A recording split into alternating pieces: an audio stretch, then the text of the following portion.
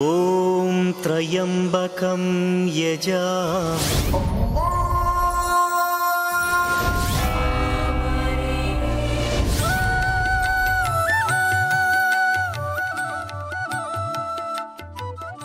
வணக்கம்.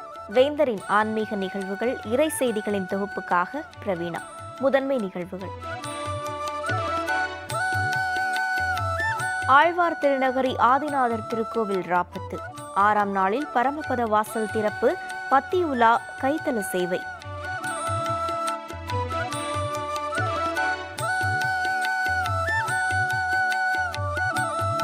தஞ்சை பெரிய கோவில் தீர்த்தவாரி, பக்தர்கள் புனித நீராடி இறை வழிபாடு.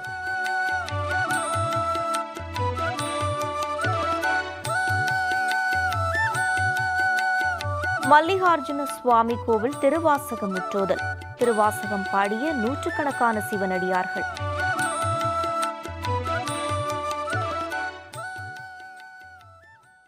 தூத்துக்குடி மாவட்டம் ஆழ்வார் திருநகரி ஆதிநாதர் திருக்கோவிலில் ராப்பத்து 6ஆம் நாள் பத்தி உலா மற்றும் கைத்தல சேவை நடைபெற்றது. தூத்துக்குடி மாவட்டத்தில் தாமிரபரணி கரையில் திருக்குறுகூர் எனப்படும் ஆழ்வார் திருநகரி அமைந்துள்ளது. 108 திவ்ய தேசங்களில் ஒன்றும் நவ திருப்பதிகளில் 5வது திருத்தலமாகவும் கருதப்படும் இங்கே நவகிரகங்களில் ஒருவரான குரு கோலோச்சுகிறார். ஆழ்வார் திருநகரி ஆதிநாதர் திருக்கோவிலில் மூலவராக ஆதிநாதர் உள்ளார். தாயாராக ஆதிநாச்சியார் குருகூர் நாயகி அருள் பாலிக்கிறார். ஆழ்வார் திருநகரி ஆதிநாதர் திருக்கோவிலில் மார்கழி பகல் பத்து ராப்பத்து சிறப்பாக கொண்டாடப்படுகிறது.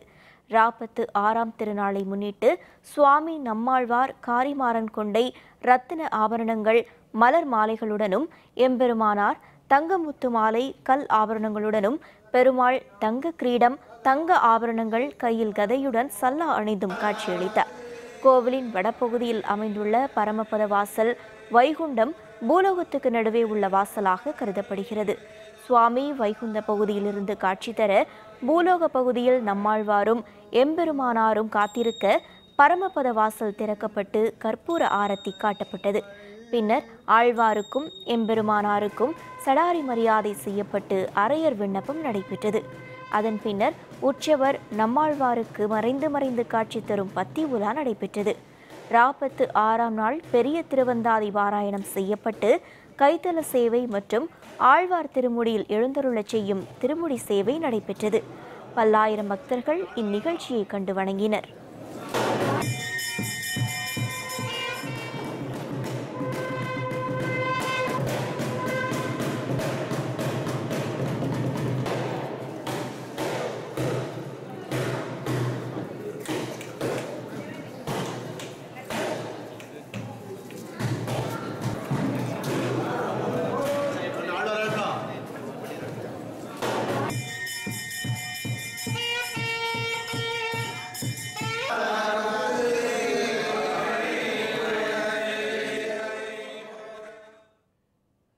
தஞ்சை பெரிய கோவிலில் 20 ஆண்டுகளுக்கு பிறகு நடந்த தீர்த்தவாரியில் பக்தர்கள் புனித நீராடி இறைவனை வழிபட்டனர். உலக புகழ்பெற்ற தஞ்சை பெரிய கோவில் 1000 ஆண்டுகள் பழமை வாய்ந்தது. இத்திருக்கோவிலில் பெரிய நாயகி உடனுரை பெருவுடையார் அருள் பாலித்து வருகிறார். இந்நிலையில் ஆருத்ரா தரிசனத்தை முன்னிட்டு சிவகாமி அம்மனுடன் எழுந்தருளிய ஆனந்த நடராஜர் ராஜ வீதிகளில் உலா வந்து பக்தர்களுக்கு அருளை அள்ளி தந்தார். இதனையடுத்து பெரிய கோவில் அருகே கங்கை நதிக்கு இணையாக கருதி வணங்கப்படும் சிவகங்கை குளத்தில் அருள்மிகு சூலாபாணிக்கு மஞ்சள், சந்தனம், பால், தயிர், தேன் உள்ளிட்ட பொருட்களால் அபிஷேகம் நடத்தப்பட்டு மகாதீபாராதனை காட்டப்பட்டது. 20 ஆண்டுகளுக்கு பிறகு நடைபெற்ற தீர்த்தவாரியில் திரளான பக்தர்கள் கலந்து கொண்டனர். இதன் பின்னர் திருக்கோவிலுக்கு திரும்பிய ஆனந்த நடராஜருக்கும் சிவகாமி அம்மனுக்கும் திருவுடல் வைபவம் சிறப்புற நடந்தது. நாட்டில் வறட்சி நீங்கி பருவமழை பெய்து விவசாயம் செழிக்க நடராஜர் நெல்மழை பொழிந்தார்.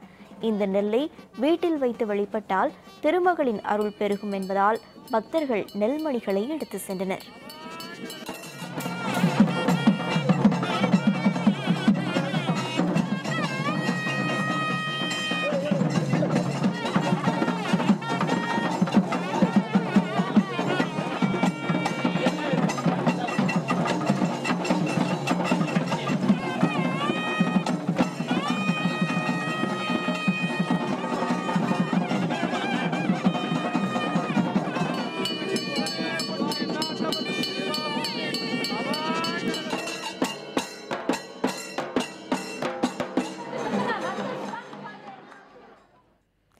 தருமபுரி கோட்டை மல்லிகார்ஜுன சுவாமி திருக்கோவில் திருவாசக முற்றோதல் நிகழ்ச்சியில் 100க்கும் மேற்பட்ட சிவனடியார்கள் பங்கேற்று திருவாசக பாடல்களை பாடினர்.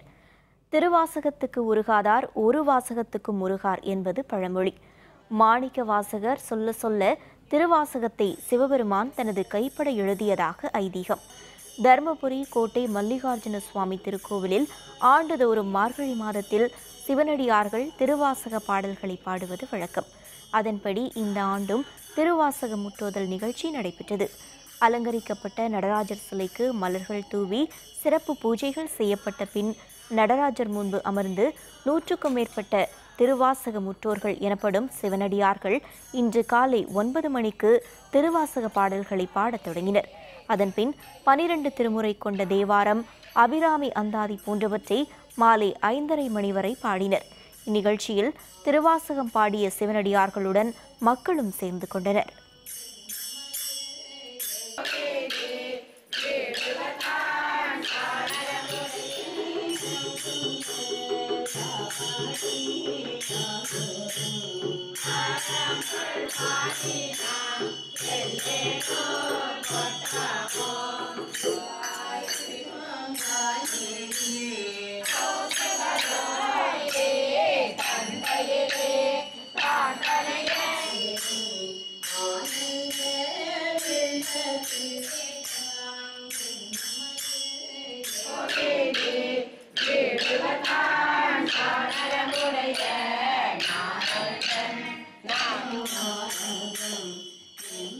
தன்னுடைய வாழ்நாளிலே ஓதுபவர்கள் 21 தலைமுறைகள் எல்லாம் இந்த பிறவிப்பனைக்கு வாழ்வாங்கு வாழ்வார்கள் என்று திருவாசகத்திலே வருகிறது. இந்த திருவாசகத்தை கலந்து கொள்ளும் அடியார்கள் யாவரும் பிறவி துன்பதும் அவருக்கு எப்பயுமே வராது. அந்த சிவபுராணத்திலே கடைசியாக சொல்லப்படுவது, செல்வர் சிவபுரத்தின் உள்ளார் சிவனடியின் கீழ் பல்லோர்க்கும் ஏற்ற பணிந்து இருந்து இந்த சிவபுராணத்திலே வருகிறது. அதை யார் யார் உணர்ந்து படிக்கிறார்களோ அவருக்கெல்லாம் சிவனிடத்திலே இருந்து பிறவாத தன்மை கிடைக்கும் என்பதே திருவாசகத்தினுடைய நோக்கம். இந்த முற்றோதல் நாங்கள் நிறைய பேர் உணர்ந்து படிச்சுட்டு இருக்கோம். வேலை இல்லாதவங்களுக்கு வேலை கிடைச்சது. எங்கள் வீட்டுக்காருக்கு 20 வருஷம் வேலை கிடைக்கல.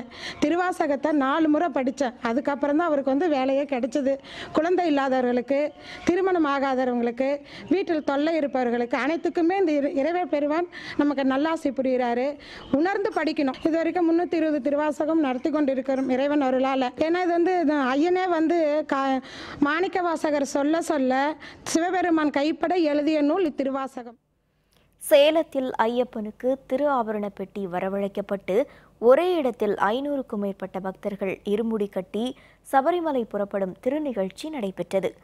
சேலத்தில் அருள்மிகு சாஸ்தா சேவா சமிதி சார்பாக 36ஆம் ஆண்டு சபரிமலை யாத்திரை நிகழ்ச்சி நடைபெற்றது.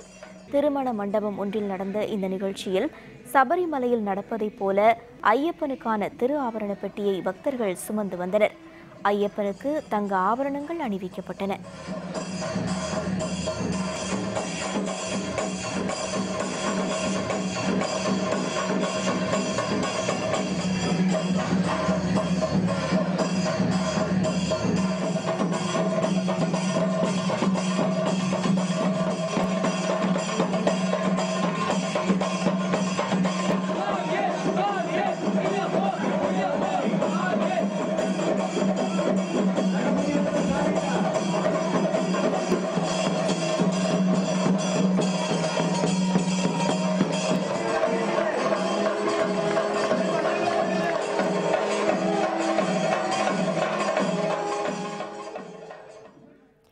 திருமண மண்டபம் கைலாயம் போல வடிவமைக்கப்பட்டு விநாயகர், முருகனுடன் சிவன், பார்வதி அமர்ந்திருப்பது போல அச்சு அசலாக அங்கே வடிவமைக்கப்பட்டிருந்தது. அதுபோல சிவலிங்கத்துக்கு கலசத்தில் கங்கை தீர்த்தம் ஊற்றுவதைப் போலவும் சிறப்பாக செய்யப்பட்டிருந்தது. நிகழ்ச்சியின் ஒரு பகுதியாக வேடமணிந்த பலர் ஐயப்பன் வாழ்க்கை வரலாற்றை நாடகமாக நடித்து காட்டினர். ஐயப்பன் புலியில் ஏறி புறப்படும் காட்சியும் பக்தர்களுக்கு பரவசமூட்டியது. பொன்னம்பலமேட்டில் ஜோதி தெருவதைப் போல ஜோதி காட்டப்பட்ட போது பக்தர்கள் மெய்சிலிர்த்து சுவாமியை சரணம் ஐயப்பா என பக்தி முழக்கமிட்டனர். அதன் பின்னர் ஐயப்பனுக்கு சிறப்பு பூஜைகள், பஜனைகளுக்கு பின் 500க்கும் மேற்பட்ட பக்தர்கள் இருமுடி கட்டி சபரிமலை புறப்படும் திருநிகழ்ச்சி நடைபெற்றது. சங்கு, தாரை, பம்பை இசையுடன் புஷ்பாஞ்சலி, கருப்பண்ண சுவாமி ஆட்டம் போன்றவையும் கண்களை கவர்ந்தன.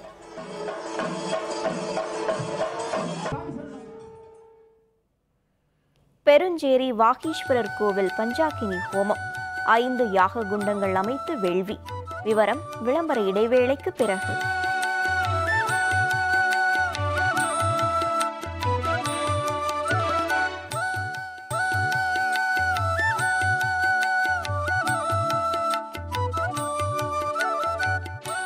ஆன்மீக நிகழ்வுகள் தொடர்கின்றன. குரு பரிகார தலமான நாகை மாவட்டம் பெருஞ்சேரி வாகீஸ்வரர் கோவிலில் மார்கழி பூச நட்சத்திரத்தையொட்டி பஞ்சாக்கினி ஹோமம் நடைபெற்றது. நாகை மாவட்டம் குத்தாலம் ஒன்றிய மங்கைநல்லூர் அருகே பெருஞ்சேரி அருகே வாகீஸ்வரர் திருக்கோவில் புகழ்பெற்று திகழ்கிறது. குரு பகவான், சரஸ்வதி போன்றோர் வழிபாடு செய்ததாக கருதப்படும் இத்திருக்கோவிலில் சதுர்கால பைரவர்கள் அமைந்துள்ளனர். 27 நட்சத்திரங்களில் மார்கழியில் வரும் பூசம் நட்சத்திரத்தில் குரு வழிபாடு செய்வது சிறப்பு. அதன்படி பெருஞ்சேரி வாகீஸ்வரர் கோவிலில் பஞ்சாக்கினி ஹோமம் நடைபெற்றது. நடுவில் பெரிய குண்டம் அமைத்து அதை சுற்றி 4 திசைகளிலும் 4 குண்டங்களுடன் பஞ்சகுண்டங்கள் எனப்படும் 5 குண்டங்கள் அமைக்கப்பட்டன. அதன்பின் சுவாந்திர நாயம் அம்மனுக்கு சந்தனக்காப்பு அலங்காரம் செய்து யாகம் வளர்க்கப்பட்டு ஹோமம் செய்யப்பட்டு மகாதீபாராதனை காட்டப்பட்டது. பின்னர் கடங்கள் புறப்பாடு நடத்தப்பட்டு சுவாமி, அம்மன், சதுர்கால பைரவர்களுக்கு கலச நீர் கொண்டு சிறப்பு அபிஷேகம் நடைபெற்றது. தமிழகத்தின் பல்வேறு பகுதிகளிலிருந்து வந்த பக்தர்கள் பஞ்சாக்கினி ஹோமத்தில் பக்தியுடன் பங்கேற்றனர்.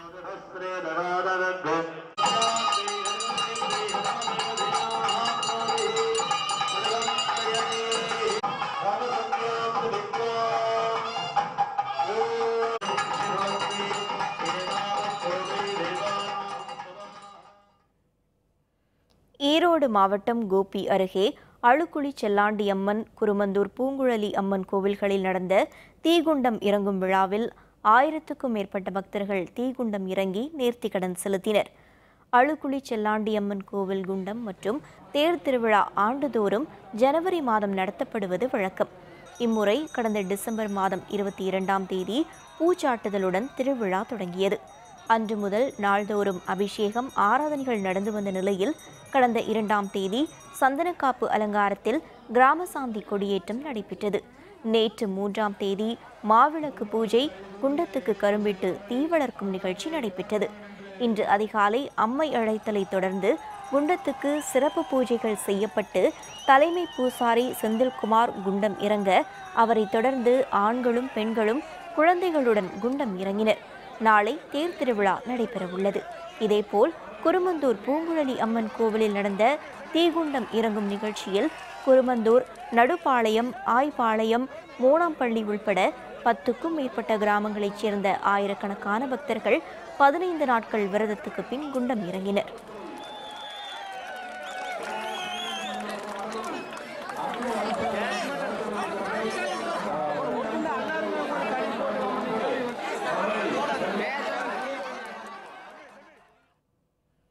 நாமக்கல் அருகே வள்ளிபுரம் தான்தோன்றீஸ்வரர் திருக்கோவில் ஆருத்ரா தரிசனத்தில் திரளான பக்தர்கள் பங்கேற்று இறைவனை வழிபட்டனர்.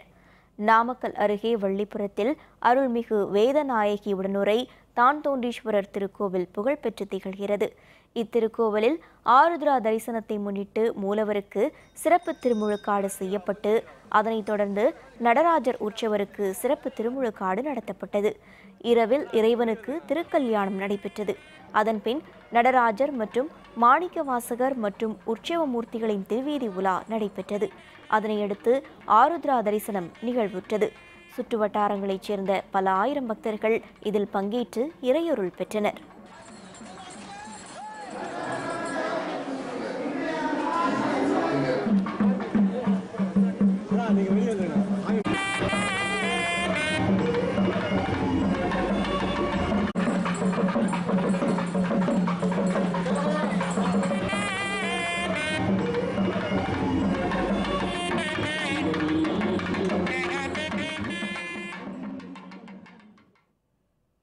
மார்கழி மாத சுக்லபட்ச ஏகாதசியை வைகுண்ட ஏகாதசி என போற்றுவர். இந்த நாளில் வைணவ திருத்தலங்களில் பரமபத வாசல் எனப்படும் சொர்க்கவாசல் திறப்பு வைபவம் நடைபெறும். பெருமாள் பரமபத வாசல் சந்நிதியில் எழுந்தருளி பக்தர்களுக்கு அருள் பாலிப்பார். சொர்க்கவாசல் திறப்பு அண்மையில் நடந்து முடிந்துள்ள நிலையில் இது பற்றிய சிறு சிறு விளக்கங்களை இப்போது பார்க்கலாம். கலியுகம் பிறந்தபோது வைகுண்டத்தின் வாசலை அதன் காவலர்களான ஜெய விஜயர்கள் மூடினர். பெருமாள் ஏன் என கேட்டபோது கலி பிறந்துவிட்டதால் இனி யாரும் வைகுண்டத்துக்கு வரமாட்டார்கள் என கூறினர். எனினும் பரமபத வாசல் திறந்தே இருக்கட்டும் என பெருமாள் கூறியதாக ஐதீகம். மார்கழி மாத சுக்லபட்ச ஏகாதசி நாளில் பெருமாள் இப்படி கூறியதால் அந்த நாளில் வைணவ திருத்தலங்களில் சொர்க்கவாசல் திறக்கப்படுகிறது. கலியுகத்தில் நம்மாழ்வாருக்கு முன் வைகுண்டத்துக்கு யாரும் செல்லவில்லை. இதனால் வைகுண்டத்தின் வாசல் மூடப்பட்டிருந்ததாகவும் நம்மாழ்வார் முக்தியடைந்த அன்று சொர்க்கவாசல் திறக்கப்பட்டதாகவும் கூட ஐதீகம் உண்டு. நம்மாழ்வார் பரமபதமடைந்த நாளான மார்கழி வளர்ப்பிறை ஏகாதசியை பெருவிழாவாக கொண்டாட வேண்டும் என திருமங்கையாழ்வார் பெருமாளிடம் விடுத்த வேண்டுகோளை ஏற்று அந்த நாளில் சொர்க்கவாசல் திறக்கப்படுவதாக ஸ்ரீரங்கத்தில் பழங்கதைகள் கூறுகின்றன. பரமபதம் என்னும் சொர்க்கவாசல் வைகுண்டத்துக்கும் பூலோகத்துக்கும் இடையில் உள்ள கதவாக கருதப்படுகிறது. பெரும்பாலான வைணவ கோவில்களில் வடக்கு நோக்கி இருக்கும் பரமபத வாசல் மூடப்பட்டே இருக்கும். வைகுண்ட ஏகாதசி திதியன்று இது திறக்கப்பட்டு பெருமாள் இதன் வழியே செல்லும் போது பக்தர்களும் பின்தொடர்ந்து சென்றால் வைகுண்டத்தில் இடம் கிடைக்கும் என்பது நம்பிக்கை.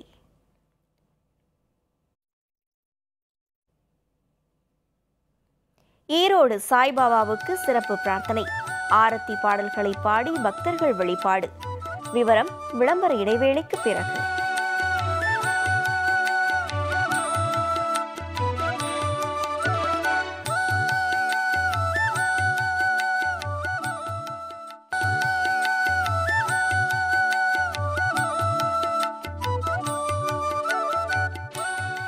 ஆன்மீக நிகழ்வுகள் தொடர்கின்றன. புத்தாண்டின் முதல் வியாழக்கிழமையான இன்று ஈரோடு ரயில்வே காலனி சாய்பாபா கோவிலில் சிறப்பு பிரார்த்தனை நடைபெற்றது. அருள்மிகு ராகவேந்திரர் பிறந்த நாளான வியாழக்கிழமை தோறும் சாய்பாபா கோவில்களில் சிறப்பு பூஜைகள், சிறப்பு வழிபாடுகள் நடத்தப்படுவது வழக்கம். இந்நிலையில் புத்தாண்டின் முதல் வியாழக்கிழமையான இன்று ஈரோடு ரயில்வே காலனி சாய்பாபா கோவிலில் சிறப்பு பிரார்த்தனை நடைபெற்றது. பக்தர்கள் காய்ந்த தேங்காய் மட்டைகளையும் வீட்டில் பறித்த பூக்களையும் சாய்பாபாவுக்கு காணிக்கையாக கொண்டு வந்தனர். சிறப்பு வழிபாட்டுக்காக மூலவர் சாய்பாபாவுக்கு கோவில் வளாகம் முழுவதும் சாம்பிராணி புகை பரப்பப்பட்டது. உலகம் முழுவதும் மக்கள் நல்வாழ்வு வாழ பிரார்த்தனைகள் நடைபெற்றன. பக்தர்கள் நீண்ட வரிசையில் காத்திருந்து உற்சவர் மற்றும் மூலவர் சாய்பாபாவை வணங்கினர். அதைத் தொடர்ந்து நடைபெற்ற ஆரத்தி பாடல் நிகழ்ச்சியில் பக்தர்கள் சாய்பாபாவை பாடி பரவினர்.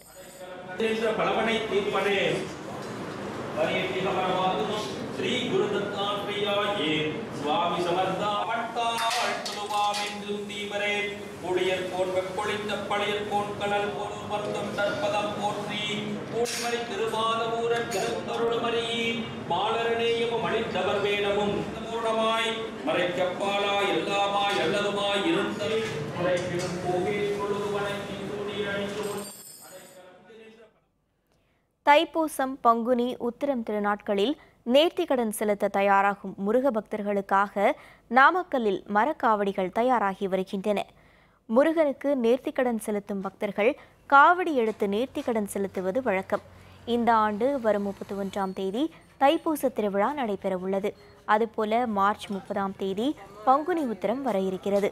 தைப்பூச திருவிழாவுக்காக முருக பக்தர்கள் கடும் விரதம் இருந்து பழனி, கபிலர் மலை, கொல்லிமலை, பழனியப்பர் கோவில், காளிப்பட்டி, கூலிப்பட்டி முருகன் கோவில்களுக்கு காவடி எடுத்து நடைப்பயணமாக சென்று முருகனை வழிபடுவது வழக்கம். இவ்வாறு காவடி எடுக்கும் முருக பக்தர்களுக்கு காவடி தயாரிக்கும் பணி நாமக்கல் ஆதிசேஷன்பேட்டை அடுத்துள்ள இந்திரா நகரில் மும்முரமாக நடந்து வருகிறது. ஈரோடு மாவட்டம் சிவகிரி, நாமக்கல் மாவட்டம் கொல்லிமலை அடிவார பகுதியான பேளுக்குறிச்சி பகுதியில் இருந்து இதற்காக வேங்கை மரம் வாங்கப்பட்டு காவடி தயாரிக்கப்படுகிறது. மணி மற்றும் உரி, கடவுள் சிலைகளுடன் தயாராகும் இந்த காவடிகள் 15 நாட்களில் முழுமை செய்யப்பட்டு ஒரு காவடி 20,000 ரூபாய் வரைக்கும் விற்கப்படுகிறது. தற்போது பாண்டமங்கலம், பொத்தனூர், மாவுருட்டி, வெண்ணந்தூர் பகுதி பக்தர்களுக்காக காவடிகள் விறுவிறுப்பாக தயாராகி வருகின்றன.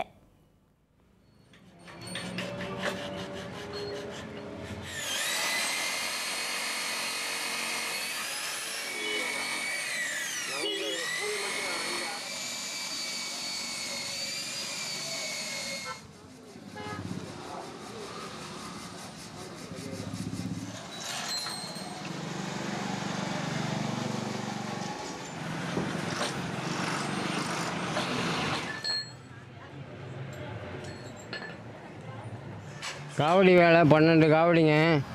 அது பரமத்தி வேலூர்காரங்க செஞ்சு வாங்கிட்டு போகிறாங்க. இந்த பூசத்துக்கு வாங்கிட்டு போகிறாங்க. பழனிக்கு 10 காவடி செய்யணுங்க, ஆர்டர் இருக்குதுங்க, செஞ்சு கொடுப்போங்க.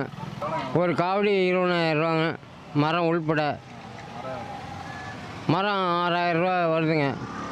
அதுக்கு போக எங்களுக்கு மீதி கூலி தாங்க. கோயில் வாகனம், சிங்கம், யானை வாகனம், குதிரை வாகனம், புலி வாகனம் எல்லாம் செஞ்சு விற்பனைக்கு கொடுப்போங்க. தை மாதங்க எல்லாம் காவடியெல்லாம் கொண்டு வந்து தருவாங்க. அந்த பழசெல்லாம் டச்சிங் வேலை செய்கிறதுக்கு புதுசாகவும் செய்வாங்க. இந்த எல்லாம் வந்து கொடுக்குறாங்க. எல்லாம் நீட்டாகவே செய்கிறோங்க. எல்லாம் முருகனுக்கு காவடி வேண்டுதலை வச்சு செஞ்சுட்டு போகிறவங்கெல்லாம் நிறையா பேர் வராங்க. அது வந்து செஞ்சுட்டு போகிறாங்க. இப்போ ஒரு 7 காவடி, ஒரு 10 காவடி வரல இப்போயே நாங்கள் செஞ்சுட்டு தாங்க இருக்கிறோம். எல்லாம் நீட்டாக இருக்குங்க வேலை. ஒரு 16-17 வயசில் தொடங்கிய ஒரு தொழில். இதுவரையிலும் நாங்கள் குதிரை வாகனம், சிங்க வாகனம், யானை வாகனம், இது போன்ற சிற்ப வாகனங்களை மரத்தில், அதாவது மாவலிங்க மரம்னு சொல்கிறது, அதில் பல ஊர்களுக்கு செஞ்சு கொடுத்துருக்கோம். இந்த காவடி வந்து எங்ககிட்ட இப்போ ஒரு 7 காவடி ஆர்டர் கொடுத்துருக்காங்க. இந்த 7 காவடியும் பாண்டமங்கலம் அப்படிங்கிற ஊரில் இருந்து கொடுத்துருக்காங்க. அறுபடை வீடு என்றவுடன் முருகப்பெருமான் தான் நம் அனைவருக்கும் நினைவுக்கு வருவார். முருகனை போன்றே அருள்மிகு ஐயப்பனுக்கும் அறுபடை வீடுகள் உள்ளன என்கின்றனர் ஐயப்ப பக்தர்கள். ஆரியங்காவு, அச்சன் கோவில், குளத்துப்புழா, எருமேலி, பந்தளம், சபரிமலை ஆகிய 6ம் தான் ஐயப்பனின் அறுபடை வீடுகள். அவற்றை பற்றி தெரிந்து கொள்வோம். ஐயப்பனின் முதல் அறுபடை வீடாக கருதப்படுவது ஆரியங்காவு. கேரளம் மற்றும் தமிழகத்தின் எல்லைப் பகுதியில் அமைந்துள்ளது இப்பகுதி. திருநெல்வேலி மாவட்டம் செங்கோட்டைக்கு அருகில் உள்ள இத்திருத்தலத்தில் அரச ரூபத்தில் புஷ்கலையுடன் அருள் பாலிக்கிறார் ஐயப்பன். வேண்டும் வரம் அருளும் வல்லமை மிக்க ஐயப்பனை ஆரியங்காவுக்கு சென்று பக்தர்கள் வழிபடுவதை வழக்கமாக கொண்டுள்ளனர். ஐயப்பனின் 2வது படை வீடாக கருதப்படுகிறது அச்சன் கோவில். கேரளத்தின் வனப்பகுதியில் அமைந்துள்ள இத்திருத்தலத்து இறைவனை அச்சன் கோவில் அரசே என்று பக்தர்கள் அழைக்கின்றனர். கல்யாண சாஸ்தா என்றும் பக்தர்களால் அவர் அழைக்கப்படுகிறார். பூரண புஷ்கலை தேவியருடன் ஐயப்பன் அருள் பாலிக்கும் இத்திருத்தலம் மிகவும் பழமையான ஐயப்பன் திருத்தலமாக போற்றப்படுகிறது. குளத்துப்புழா திருத்தலம் ஐயப்பனின் 3வது அறுபடை வீடாக போற்றப்படுகிறது. கேரளத்தில் அமைய பெற்றுள்ள இத்திருத்தலத்தில் ஐயப்பன் குழந்தை வடிவில் காட்சி தருவது கூடுதல் சிறப்பு. பாலசாஸ்தா என்று போற்றப்படும் இத்தலத்து இறைவனின் கருவறை நுழைவாயில் குழந்தைகள் நுழையும் வண்ணம் உயரம் குறைவானதாகவே வடிவமைக்கப்பட்டுள்ளது. விஜயதசமி அன்று வித்யாரம்பம் தொடங்குவதற்கு குளத்துப்புழாவுக்கு தங்கள் குழந்தைகளை அழைத்து வரும் பக்தர்கள் எண்ணிக்கை அதிகம். எருமைக்கொல்லி என்று அழைக்கப்பட்டு தற்போது எருமேலி என்று அழைக்கப்படும் தலம் ஐயப்பனின் 4வது படை வீடாக கருதப்படுகிறது. எருமை தலை கொண்ட மகிழ்ச்சியை ஐயப்பன் வதம் செய்த தலம் இது என்று புராண வரலாறு அறியப்படுகிறது. பேட்டை துள்ளல் என்று போற்றப்படும் ஐயப்ப பக்தர்களின் நடனம் இங்கு தொடங்கி சபரிமலை செல்லும். அச்சன் கோவில் நதிக்கரையில் அமைய பெற்றுள்ள பந்தளம் ஐயப்பனின் 5வது படை வீடு. பந்தள மன்னன் ராஜசேகரனால் இங்கு ஐயப்பனுக்கு கோவில் எழுப்பப்பட்டது. மகரவிளக்கு பூஜையின் போது சபரிமலை ஐயப்பனுக்கு அணிவிக்கப்படும் ஆபரணங்கள் அனைத்தும் இத்தலத்தில் வைக்கப்பட்டிருப்பதன் மூலம் இதன் சிறப்பினை நாம் அறிந்து கொள்ள முடியும். ஐயப்ப பக்தர்கள் 41 நாட்கள் விரதமிருந்து 18 படிகள் ஏறி தர்மசாஸ்தாவான ஐயப்பனை தரிசனம் செய்யும் தலமான சபரிமலை 6வது படை வீடு. அருளின் வடிவாக வீற்றிருக்கும் ஐயப்பன் தன்னை நாடி வரும் லட்சக்கணக்கான பக்தர்களுக்கு குறையாத வளத்தை வழங்கும் தலமாக இது போற்றப்படுகிறது. இத்துடன் இன்றைய வேந்தரின் ஆன்மீக நிகழ்வுகள் இறை செய்திகளின் தொகுப்பு நிறைவு பெறுகிறது. மீண்டும் நாளை மாலை 5:30 மணிக்கு சந்திப்போம். வணக்கம்.